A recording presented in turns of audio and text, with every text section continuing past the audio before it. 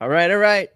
We have a special one today. It's a beautiful Wednesday here in Florida and wherever Lucas is and wherever Gwen is, but it's a special day today. I, I have I have a doubt that it would be as beautiful of a day where Lucas is, but we can talk about this later.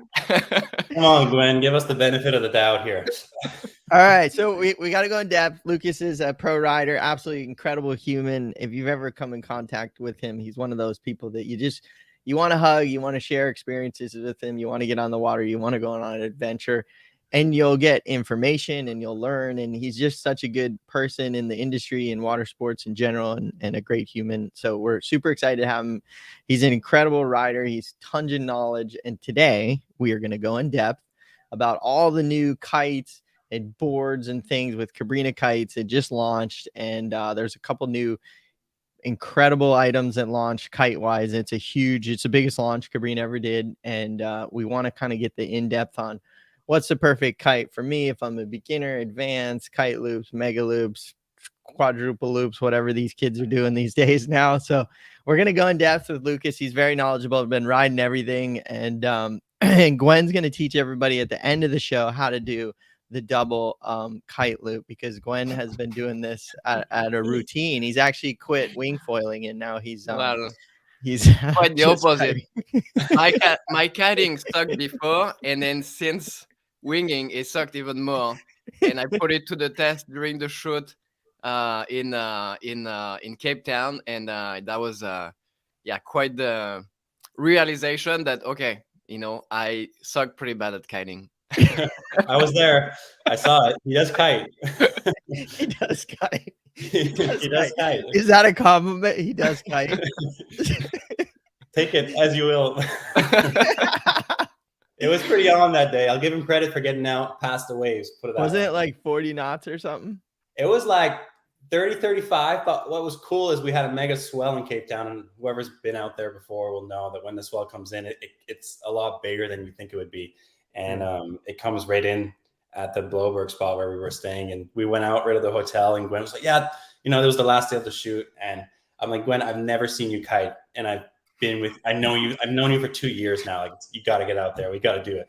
And the new Nitro and the new kites are, I'm like, come out, try it out, try the new bar, try it out. Well, Lucas was like all hyped, like, you got to do a loop and all of that. And I was like, in my mind, I was like, I'm just going to try to survive here. Like, if I can survive this session, I will be good. I grew up watching Cape Town, and I'm so hyped every time I go out. And I'm like, Gwen, this is awesome. You got to come. And in my mind, I was like, Gwen's probably looping. Gwen's probably, No, I was like, just trying not to like get destroyed. So the best part was when a set came, I just saw him, like, when you like have to decide, do I go, do I not? Like, he just bails out and he's back at the beach. He couldn't make it over, and then he had to wait.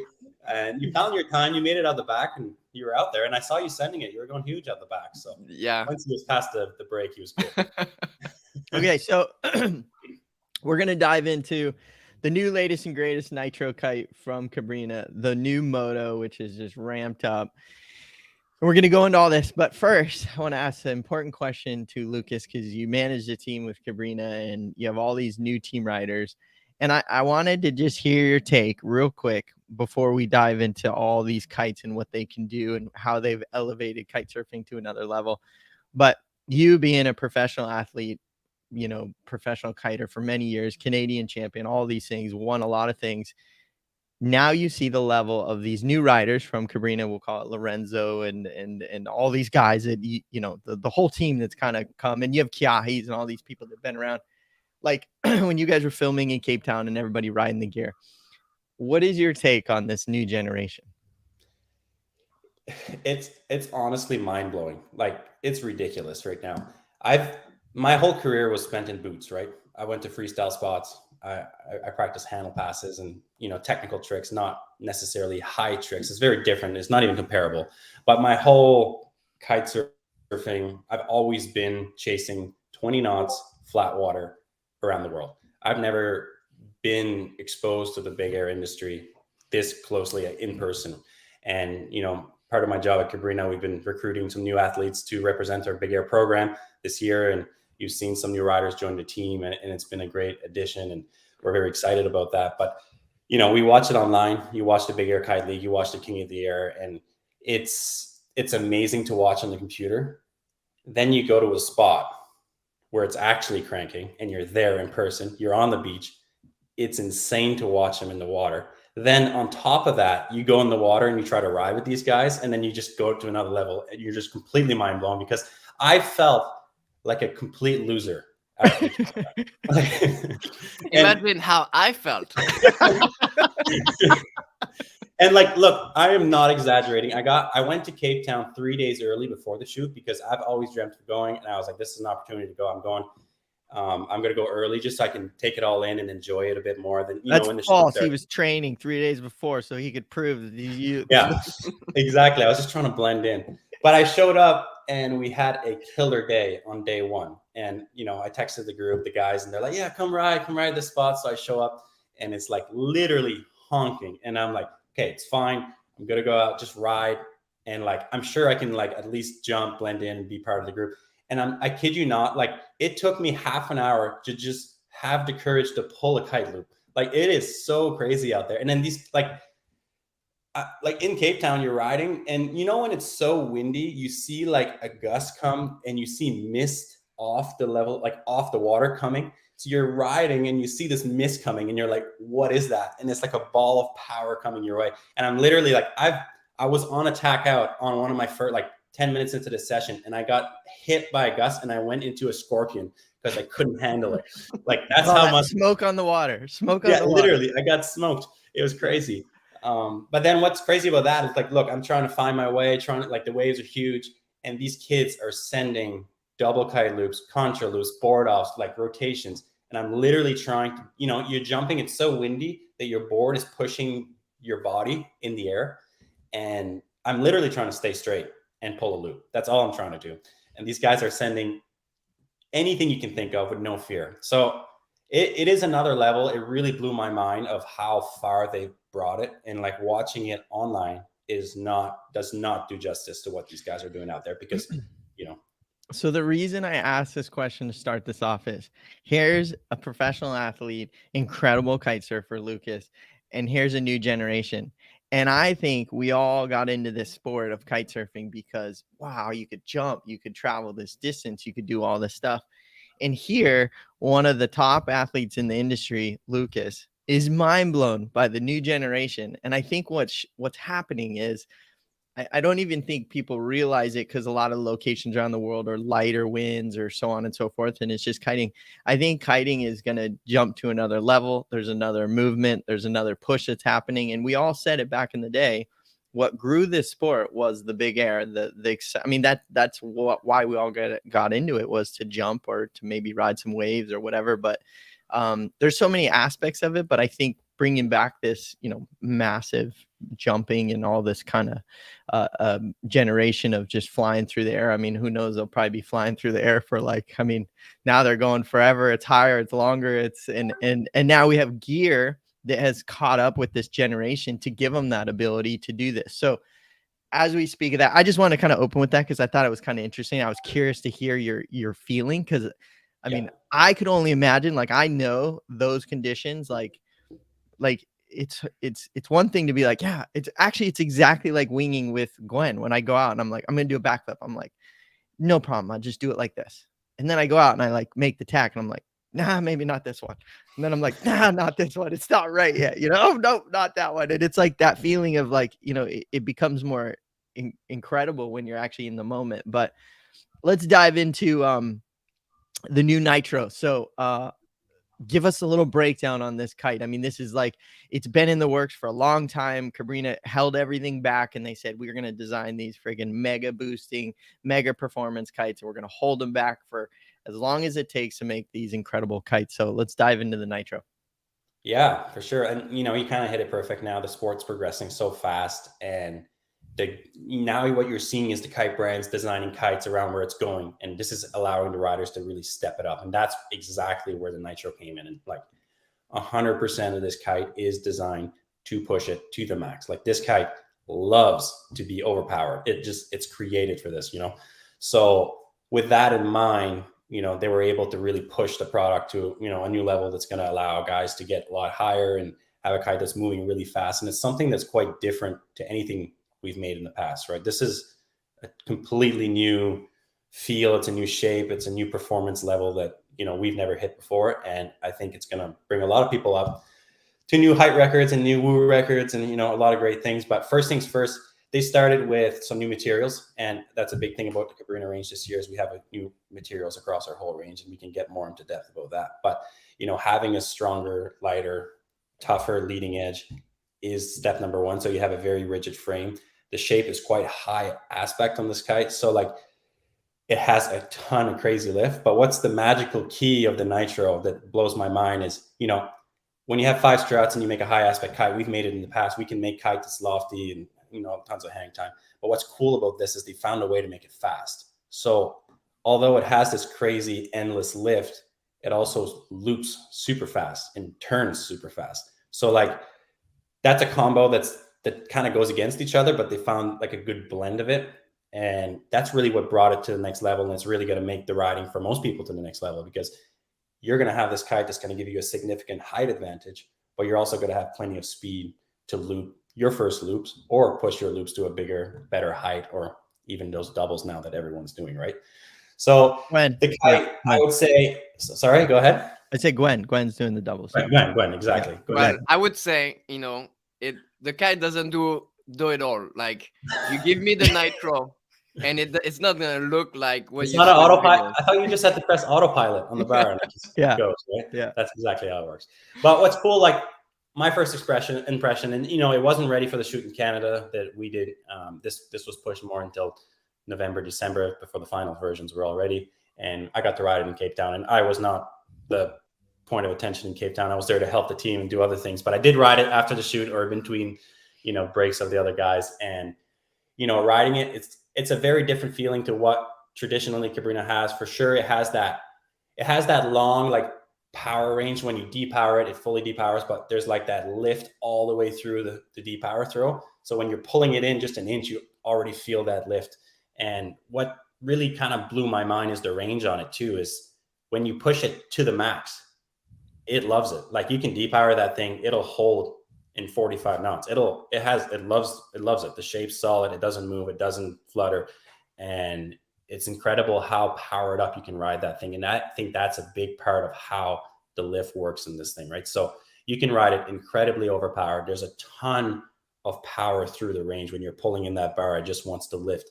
And it really comes down to, like, when I go back to that high aspect shape combined with speed, it snaps so fast to noon and it just goes into like this incredible lift. So the cool thing about this is you can get a 9 meter and you can push it in probably 5 knots more than you're used to, or 10, whatever that matter is, wherever your comfort level is. Obviously everyone's different, but you know, I watched Lorenzo ride this kite and Sign.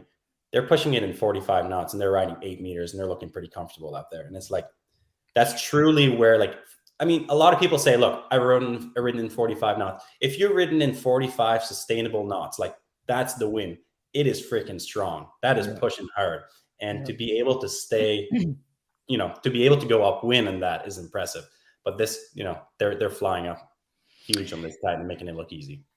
What, okay, so great. So the questions that are going to come in, which is, I'm going to ask you all the questions that I know from the beach. This is what would come down the pipeline. So light winds for the Nitro. If I'm like 6 years old, I just want to hover around and jump. Is this a kite for me? You know, in lighter winds, can I jump around? Can I control it? Is this something for me? Does it work in the lighter winds as well? Yeah, I mean, 100%. It's going to be a bit more of a technical flight than, let's say, the Switchblade or the Moto. And that's like because maybe the bar pressure is a little bit lighter than, say, a Switchblade?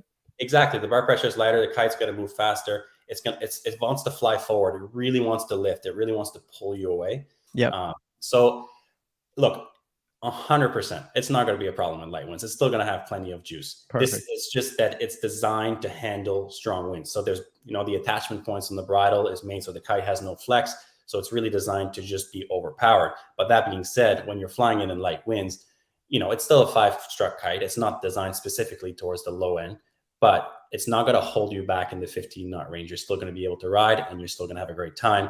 It's actually going to be a great kite. Like, there's no problem in light winds at all. We're just kind of pushing the high end side of it too. So if I've been riding a Switchblade for about 10 years, love it. There's obviously more bar pressure in it. I'm ready to take that elbow bar pressure off, and I want to maybe change up and have something a little more fast and reactive, a little lighter bar pressure, and have that same hang time. That's the Nitro. It's killer. Yeah, exactly. That's the Nitro. So honestly, if you've ridden the Switchblade for a while, and you know, I think of my dad. That's a perfect example. He just wants to jump high, and he's ridden the Switchblade for so long. He loves the Switchblade. He's stoked. But he's definitely going to be stoked on the Nitro because he might try to crack his record. He's like, we're in Canada, so I mean, I guess you guys use feet as well. I don't know, the he's trying to crack 30 feet, or he cracked 30 feet like once or twice, but he wants to go higher. And I know the Nitro will probably push that, just be purely based on the shape of the kite and how it pulls up, right? So he's definitely going to be hopping on it, and he's the type of guy who's going to be riding it in all wind conditions because like we're fortunate we've got plenty of kites to choose from, but most people ride a 12 and a 9. You know, that's kind of what they have. So. Yeah. If you want to get 2 kites. And what sizes do they have? I think they have 6, 7, 8, 9, 10, and then 12. Perfect. And then, so we'll go into the moto real quick to see the difference right off the bat. And then we'll go into the bar. I think that's super important to go over. So let's, give me the rider for the moto. Give me the moto. Yeah, this is what's surprising about me. You know, I work at the company, so I work obviously involved. I'm not involved in development, but I hear things. And, you know, Nitro's just been the talk, Nitro. And then Gwen came to Canada. We did the photo shoot in Canada early September. And, you know, they were like, well, we're going to shoot the Moto X. The Nitro won't be ready till Cape Town. So we'll do the shoot in Cape Town. And when the Moto X arrived, I've been told 0. It was just a new Moto. Here you go. And oddly enough, the gear arrived a few days before the guys arrived. And I actually got a huge storm right before they arrived. And I was like, perfect. I'm going to go try the Moto. And honestly, I had a Switchblade 8 2022 and I had a Moto, and I was like, it's literally like gusting 40 knots. So I was like, I should probably take the Switchblade like the 5.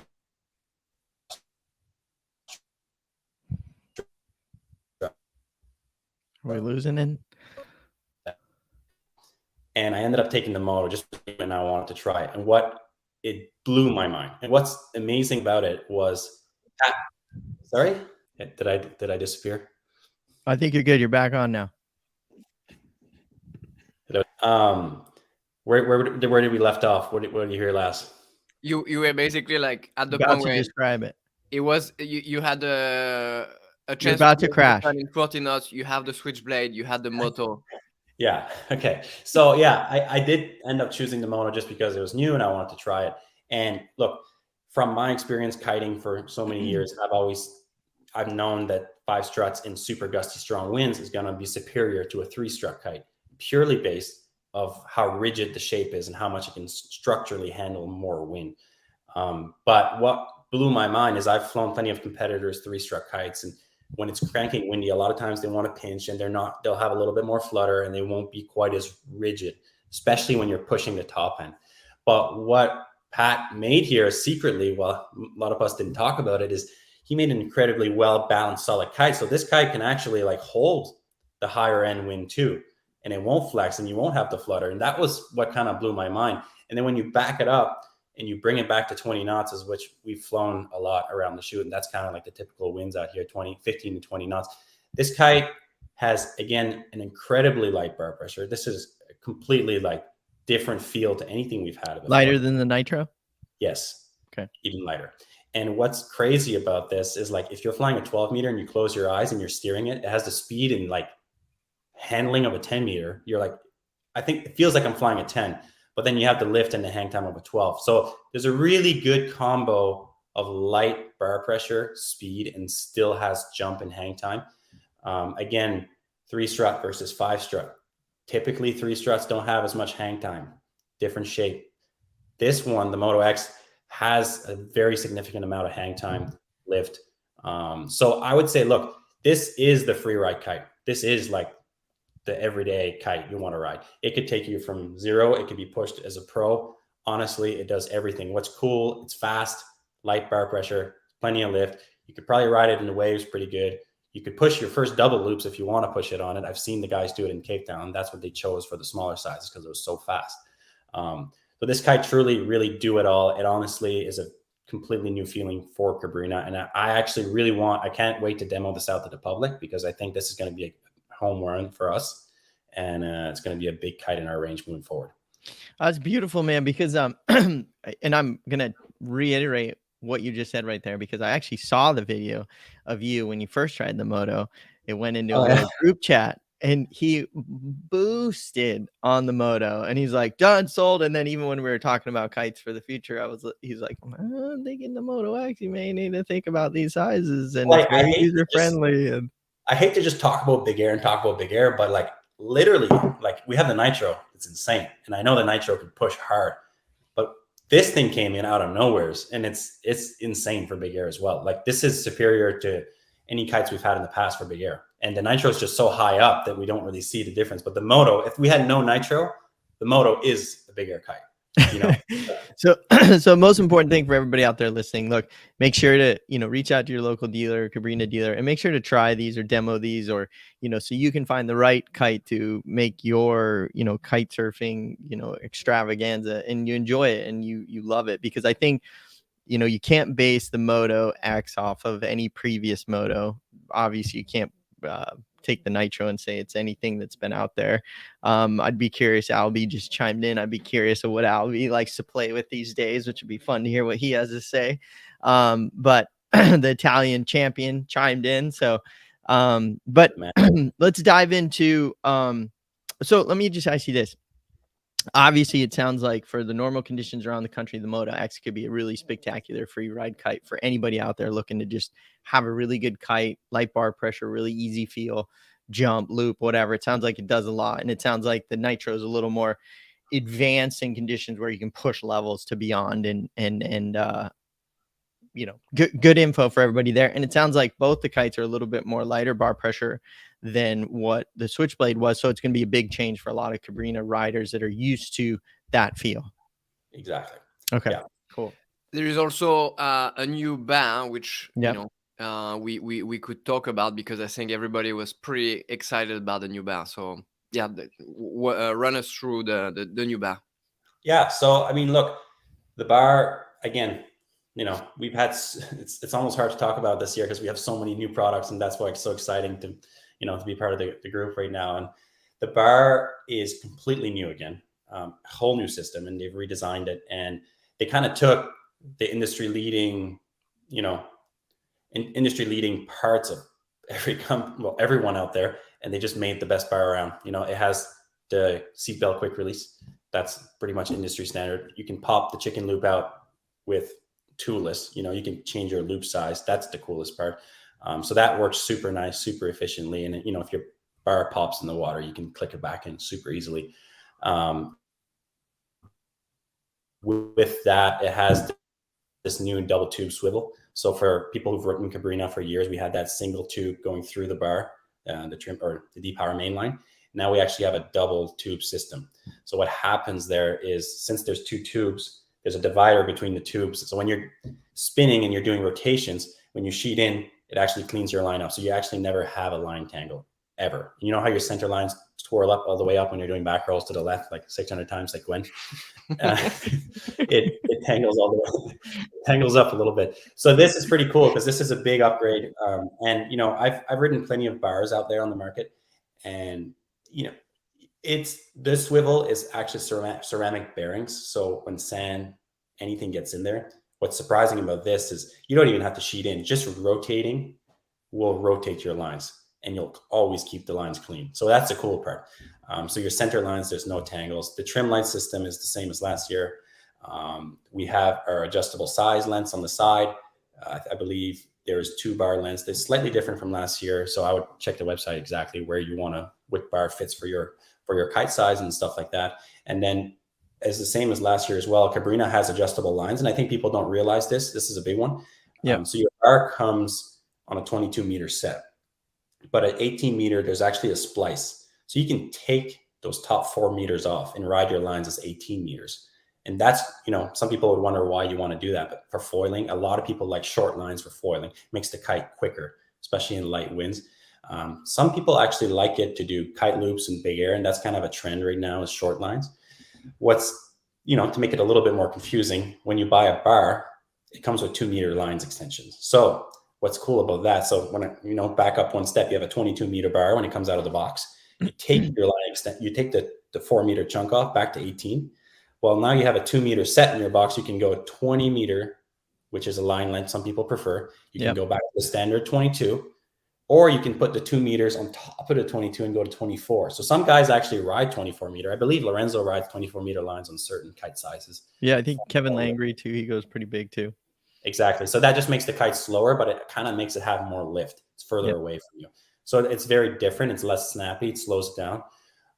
So it's really about preference. So the bar, honestly, huge change. If you're waiting to upgrade your bar for a few years, this is the year to do it. You're going to have like a very dramatic change.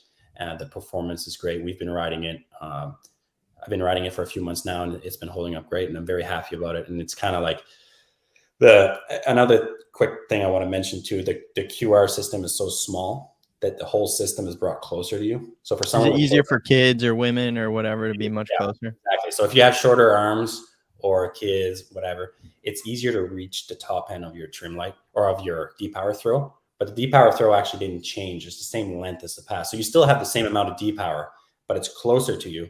So it's easier to reach. So instantly when I flew the kite for the first time, I was like, oh, I can reach the end of the bar, without stretching my shoulders out. I've always been able to reach it, but it's just that little extra few centimeters to make a huge difference in the end. So overall, the bar, huge upgrade. Definitely recommend going out and trying it. It's a big win for us. Very happy with that. And something I think we should talk about, which I don't know if I don't know a lot about it. I've just heard about it, but keeping the evolution of the sport going to try to help everybody out there like myself trying to maybe do a kite loop board off or double or something in the future. Maybe that's very far-fetched, everybody, just saying that. But I have heard some of the youth or the next generation, they're kind of running a little bit larger bars in higher winds because one, it makes the kite loop faster. You obviously makes things react a little bit quicker. Is that kind of a trend that maybe is happening when it's pretty windy out there? Is that what you noticed?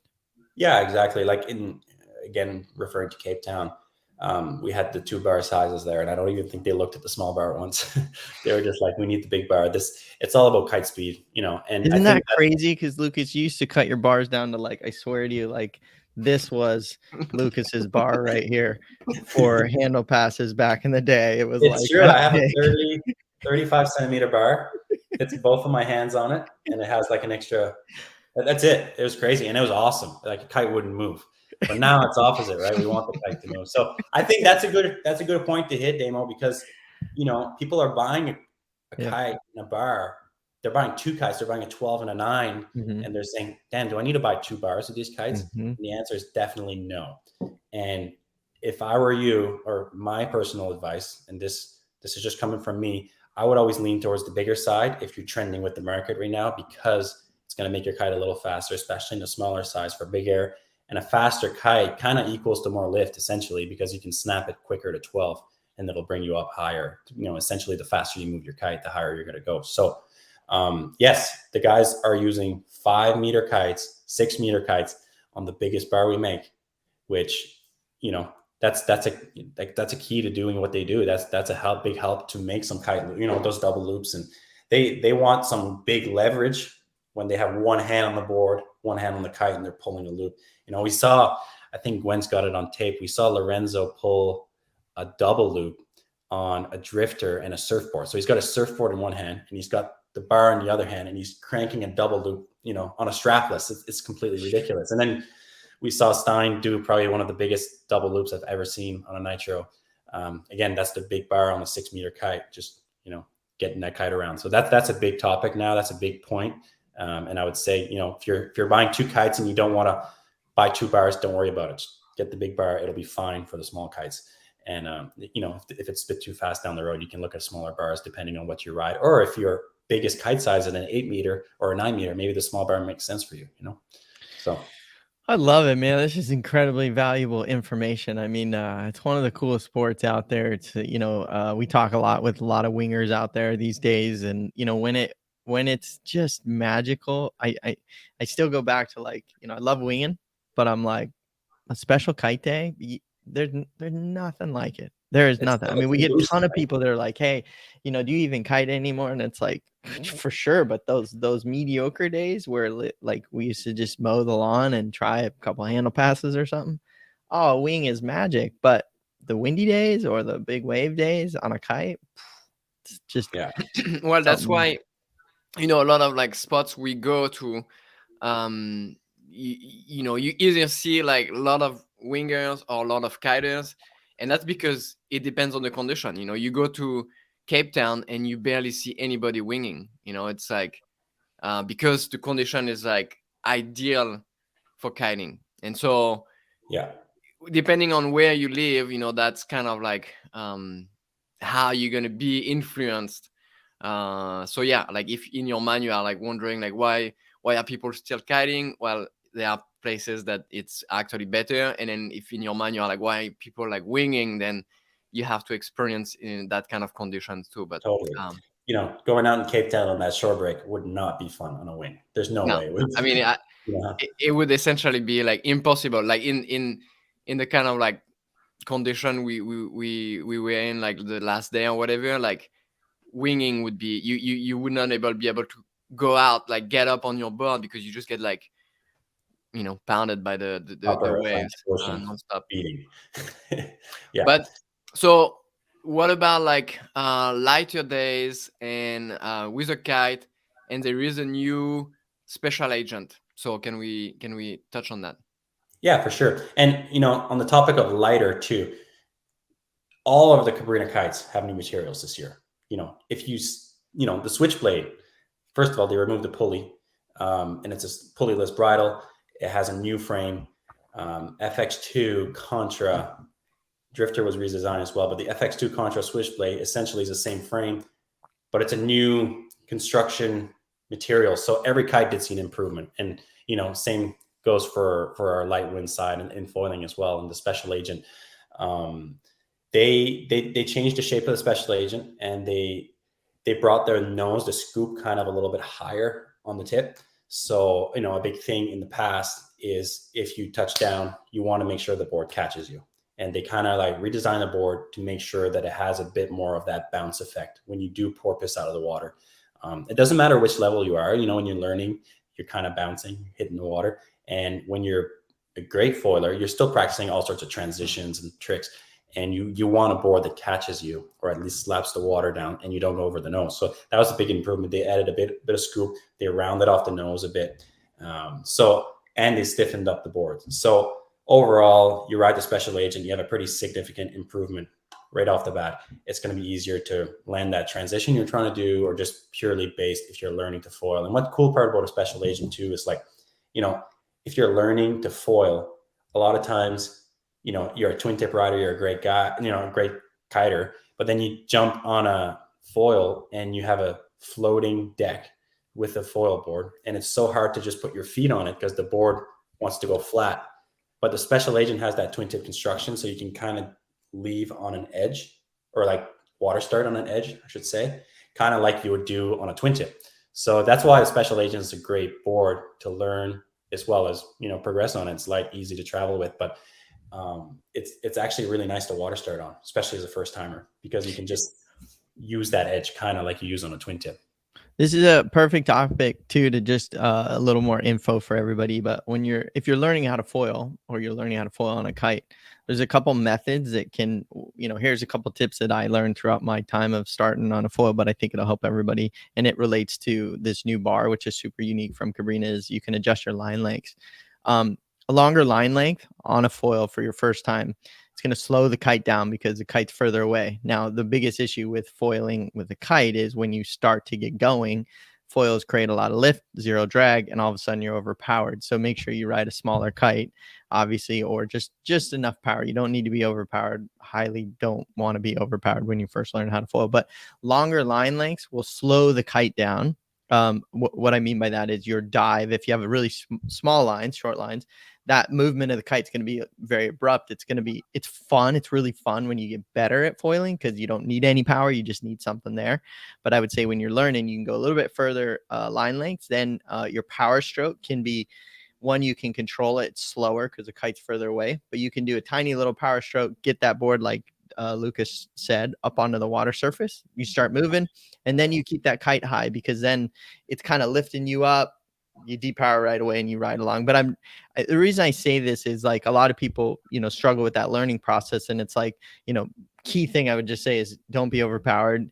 And second would just be take it slow, because you get powered up right away with a kite. And that's the difference between winging / and kiting is, I feel like everybody wants the one foil so I can kite and wing and prone and do all these things. And it's like, well, man, it's so hard to do that, because your prone foil or your winging foil is usually a little bit bigger, because you need that lift to get up and go. And when you get on a kite, you can generate so much power that, if you have that big foil underneath that board, the special agent will say, you're just going to be porpoising and struggling to try to keep it down. So these are some things that are added advantages, but really cool about CABRINHA, because you can now say, I'll chop my line lengths, because it is really fun to ride small lines on a foil. And it's kind of a trend that's happening. And not to mention even riding waves. I think John the other day rode 18s, and he's going to go to 20s.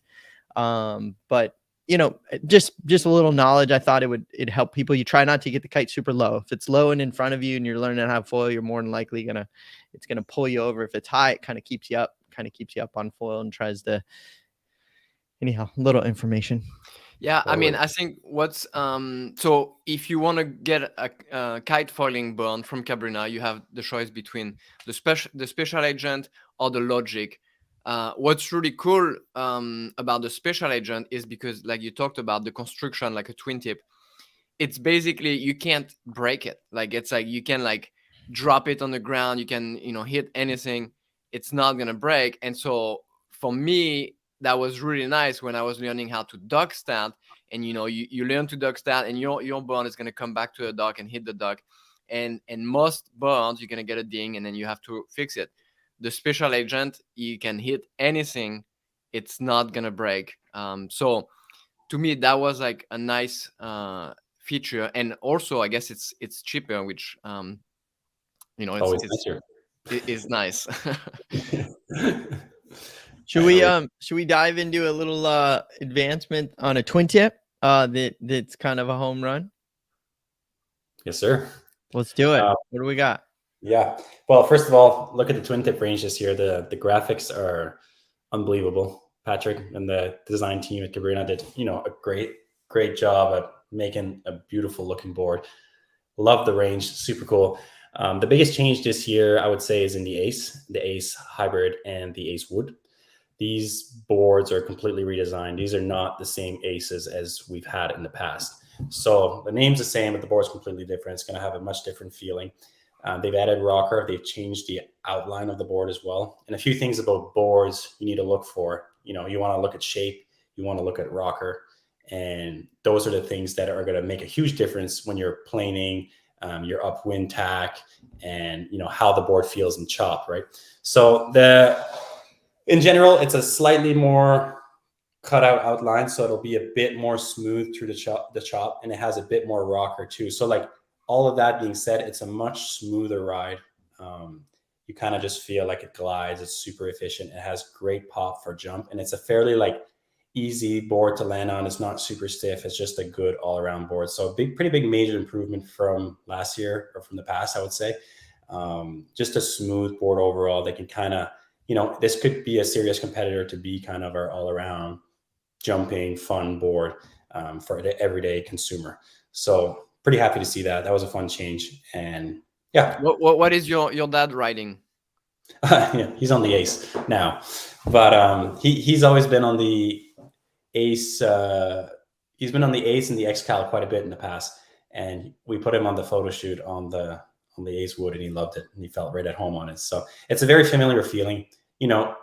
If you don't notice anything on your board, it's probably a good thing, because you want it to just work. If you jump from the Ace to the Excalibur, what would be the difference in your eyes when rider wise? If I was like, okay, Ace, what's the difference between the Excalibur in your opinion?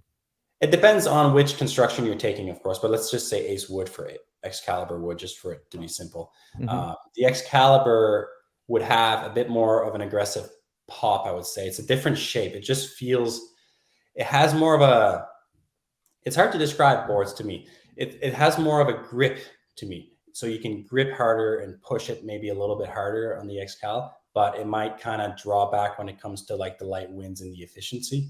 If you think about it, the XCal is kind of like a performance driven board on the more on the performance side, whereas the Ace is a bit more suited for like, you know, riding all the conditions, a bit more on the light winds. And that's a big thing about rocker too. If you add too much, it's going to slow you down when the wind gets need light. A little more wind. Yeah, exactly. But, you know, XCal is still, you know, a bit flatter than the CBL, and I'm a CBL rider. So I'm all about the rocker. And, you know, I've ridden boards with plenty of rocker, and that's something that I personally prefer, just purely based off the landings and how it rides. But the drawback on that is you're going to have worse, you know, light wind efficiency. So XCal and Ace. Lucas only rides downwind, everybody. Yeah, exactly. The XCal and Ace, the biggest difference, honestly, will just be the rocker. The outline is actually pretty similar now with the new shape.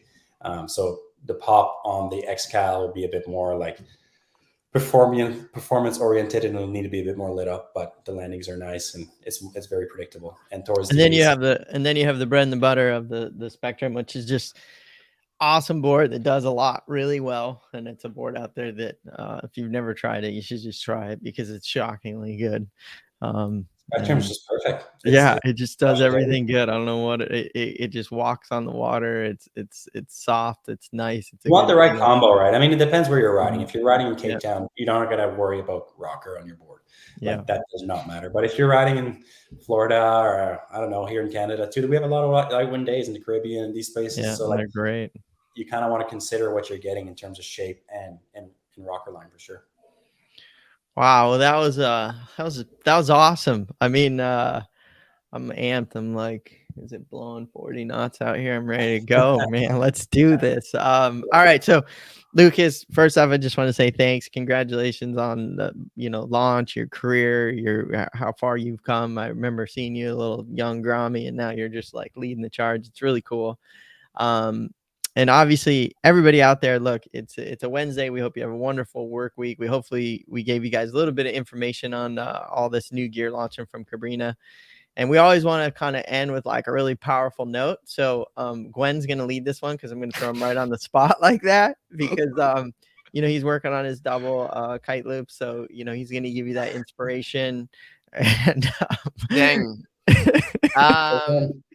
Well, I like that trip filming was like, going to Cape Town, watching all of these guys, of course, like, it made me like really want to do it. And then I go try to do it and you suck at it. But that's the cool part about it, like I would challenge everybody to like go out there and spend the time doing something that you are not good at. And there's like just like so much that you can learn and apply to everything else. So yeah, and ask the questions. Go talk to people. Like I think biggest fear in life is never asking the question, never, I can't do that. I definitely can't do that. And I beg to differ. I think I don't know how many people reach out to us throughout a weekly basis, and thank you. We love it. We appreciate you. And we truly do. But if you reach out to me and you're like, hey, I don't know if I should do this or this or this, I think I'm the wrong person to reach out to, because I'm going to be like, you can for sure do this. Everybody can do this. And you're all capable of doing this. So, and I say that with all truth. I just believe that if something can be done, somebody can learn it. And I'm not saying it's going to be somebody may have it a lot harder than somebody else, and maybe it'll take longer, but I do believe everything's possible. It's just putting your mindset in it and asking the right questions and working hard to it, whether it's eating or working out or doing whatever you want to do, or just spending time playing video games and then you'll be good at playing video games. I don't know, like it just takes an effort to want to get good and to want to learn something. And, hopefully we can give you guys that motivation. So it's just very refreshing to like get back to being a beginner. It's like it brings back like excitement.